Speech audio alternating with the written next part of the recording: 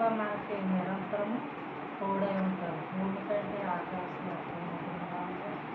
యెహోవా యందు భయభక్తులు గలవారు ఎడనట్లాంటి కృప అంత అధికంగా ఉంటుందంట.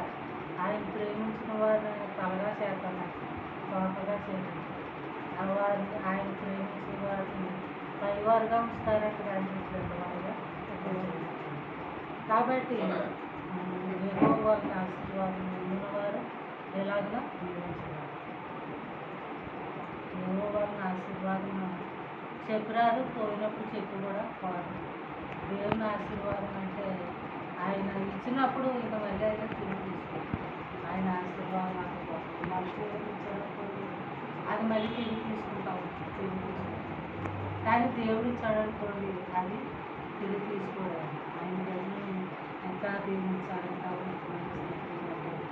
ఇంకా ఆశీర్వాదించాలి. నా దేవుడు నన్ను ఎక్కువగా ప్రేమిస్తున్నాను కాబట్టి నేను ఉన్నతమైన దేవునితో వాళ్ళు ఉంటానని దేవుడు మన పట్ల మంచి ఉద్దేశం కలిగిస్తాడు. కొన్నేళ్ళ కుటుంబంలో మనం చూస్తే ఆయన తన ఇంటి వారితో అందరితో కూడా ప్రేమ కలిగి ఉన్నాడంట. మరి ఆయన ధర్మకార్యాలు చేశాడంట. తన ఇంటి వారందరితో కూడా ప్రార్థన చేశాడంట. ప్రార్థనా పరుడైన కాబట్టి ఆయన ఇంటికి